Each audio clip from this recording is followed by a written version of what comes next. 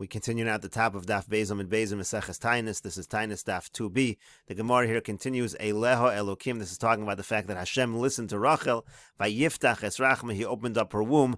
Again, this is proving that HaKadosh Baruch Hu is the one with the keys to childbirth, and he doesn't give it to a shliach.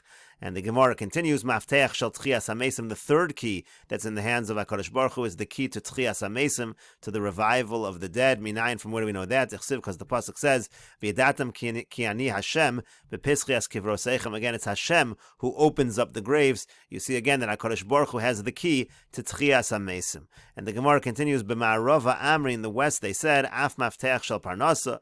The same is also true of the key of Parnasa, of sustenance. That's also in the hand of HaKadosh Baruch Hu. Like the pasuk says, Posech es yodecha v'gomer. It says again, open up your hand and sustain the world. And the Gemara continues, Rabbi Yochanan, my time aloka chashiv loha. Why did Rabbi Yochanan count this fourth key that they count in the west? Why didn't he count the maftech shel parnasa? Amar lach, he will say to you, Geshamim hainu parnasa. The key to the rain is the same thing as parnasa. It's the same thing. The rain is what produces the parnasa. And the Gemara continues at the two dots, quoting the Mishnah, Rabbi Eliezer, Omim Yom Tov Harishon Shel Chag. Again, Rabbi Eliezer said that we begin saying Mashav Aruch Amar Goshim from the first day of Sukkot, the first day of Yom Tov of Sukkot. The Gemara says, Iboy Lahu, they had the following question. Rabbi Eliezer Meheicha Gamir Lo. Where does Rabbi Eliezer learn this out from? Milulav Gamar Lo. Does he learn this out from Lulav? Or Minisach HaMayim Gamar Lo. Or does he learn it out from Nisach HaMayim? And the Gemara explains the question. Milulav Gamar Lo. On the one end, you could say he learns out from Lulav, Ma Lulav B'yom, just like Lulav is taken during the day. So Afas Kara B'yom. So too, what Rabbi Eliezer is saying is that you begin mentioning Mashav Aruch Amar Goshim from the day, the first day of Yom Tov, but not from the night. Odilmor maybe Nisach HaMayim Gamar Lo. Maybe he learns it from Nisach HaMayim. Ma Nisach HaMayim May Ursa, just like Nisach HaMayim is done from the night. Diyamar Mar, because the master said, Minchasim v'Niskayim, said you bring their mincha and their nisachim. Afilu b'layla, can be even at night. So Afaz Kara May Ursa. So maybe also when it comes to the mentioning of Mashav Aruch Amar Goshim, maybe that's also even from the night. Rashi over here explains. Milulav Gamar Lo. The one possibility is that he learns it from Lulav. Shadom Lulav. It's similar to Lulav. How is it similar to Lulav? Shekashem sheyefshar la'elu arba minim below geshamim. Just like it's impossible for these species to exist, the four minim, the Lulav, the Esrog, the Hadassim, and the Aravas cannot exist without rain. Uboin l'ratzos alamayim, and they're also, we bring them. The reason why we have them is in order to appease for the rain. Kedamrinam b'sukkah, like it says in Sukkah. Kachi yefshar liolim below mayim. So too, it's impossible for the world to function without rain. We learn it out from Lulav. And ma Lulav b'yom shemaschilin litol b'yom rishon. When do we begin to take the Lulav? On the first day of Yom Tov, not at night. So afas koranami b'yom. So too, the mentioning of Mashav Aruch Amar Goshim should begin during the day. Kolomar she'ina maskirin b'leila Yom Tov rishon ad l'machar. In other words, that first night of Yom Tov, we don't mention it. We wait till the next day. Or maybe learn from Nisach HaMayim, which is at night. We find this in Mesechet Sukkah. We find that they would fill up the kli that was used for Nisach HaMayim. They would fill it up at night. In other words, they didn't actually do the Nisach HaMayim at night, but they began the process at night. V'yesh svarim, and Rashi says there are some svarim d'chsib behu d'amar mar u'min chasim v'niskayim b'layla. That's what our Gemara says. That they actually quotes the statement of the master. D'amar mar, the master said that it says v'niskayim, it's afilu b'layla, meaning shemakriven hakarbonos b'yom. You bring the karbonos during the day. Means to say exactly this. Even though you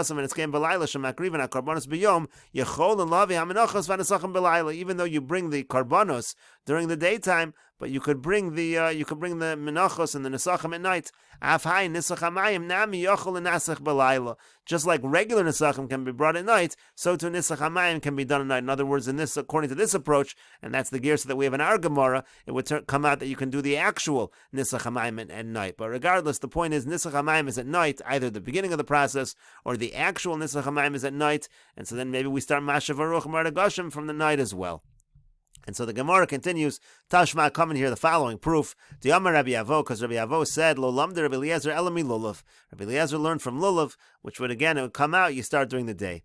Ika di Amri, some people say Rabbi Avo Gemara Gamir Lo, that Rabbi Avo had it as a tradition. Rashi over here says Gemara Gamir Lo Rabbi Avo to Rabbi Eliezer Lo Lam de Elami Lulav. In other words, Rabbi Avo had a tradition that Rabbi Eliezer learned it from Lulav. V'ika di Amri, and some people say Masnisa Shmiele. He actually had a brisa that he heard which said this exact idea. He was this brisa, the Tanya, because we learned in a brisa Me'emasai Maskirin Al Geshamim. From when do we begin to mention mention the rain. Rabbi Eliezer Omer Mishas Natilas Lulav says straight out, from the time you take the lulav. So you see clearly Rabbi Eliezer is learning it from the lulav. The Brisa will continue to mention that again as well. Rabbi Yoshua Omer Mishas Hanachosor. Rabbi Yoshua says it's from the time that you put down the lulav. Rashi over here says Mishas Hanachoso Miyom Shemevorchen Bo Ba'achrona, from the day which you make the final bracha on the lulav and esrog, Dahainu Bashvi. That's the seventh day of Sukkot. There's a whole discussion over here. Does it mean to say the seventh day, literally the seventh day, or does it mean to say the night following the seventh day, meaning already the eighth day? Little of a question over here based on various Rashis, but in any case, it's from the time that you put down the lulav, according to Rabbi Yoshua. Rabbi Eliezer says, since these four minim, the lulav and the esrog, the adasim and the aravos, are coming to appease for water, and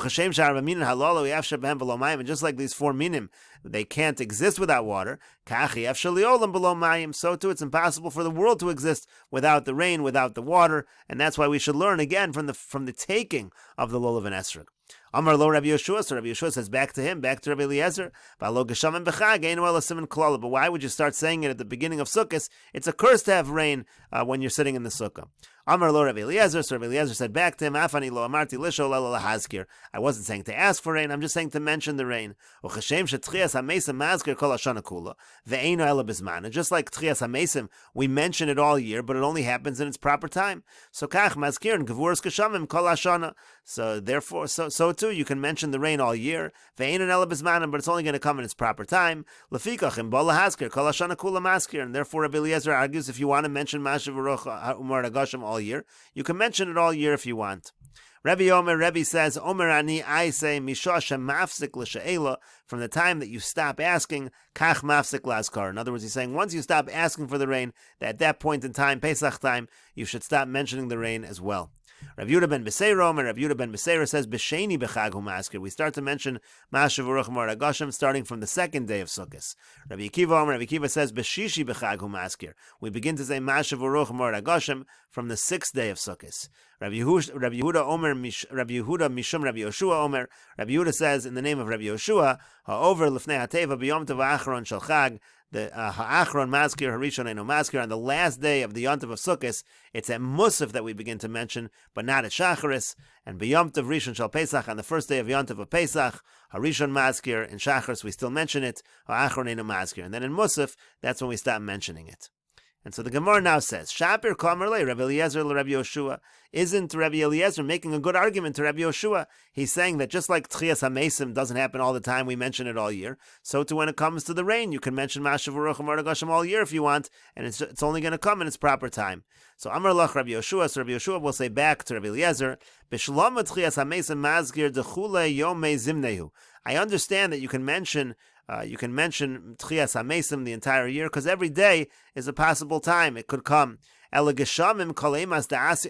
that, anytime it comes, we would welcome it. We want it to happen. Whenever it happens, it's good. But when it comes to the rain, anytime it rains, it's considered a proper time. Not necessarily. There are times when the rain can come, and it can actually be bad. V'atanan, for example, we learned in the Mishnah, Yotza Nisan, if Nisan exits v'yardu geshamim, and it rains at that time, Siman Kalalahim, that's already a curse. Shanamar, like the pasuk even says, Halo Katsir Chitim Hayom v'gomer, talks about the fact that now is the time for the harvest season. There are times, there are seasons when it's not a time for rain. And the Gemara continues, quoting the Brisa above, Rabbi Yehuda ben Beseira, Rabbi Yehuda ben Beseira says, B'sheni b'chag hu masker, we begin to mention Mashav Baruch Umar Agashim on the second day of Sukkot. My time with Rabbi Yehuda ben Beseira. So the Gemara asks, what is the reason of Rabbi Yehuda ben Beseira? The Tanya we learned in a Brisa, Rabbi Yehuda ben Beseira, Rabbi Yehuda ben Beseira says, Nemar b'sheni. It says on the second day of Sukkot, v'niskehem. It says the word v'niskehem, talking about the libations, the nesachim that are brought in the Beis HaMikdash. V'nemar b'shishi nesacheha. On the sixth day of Sukkot, it says the word nesacheha.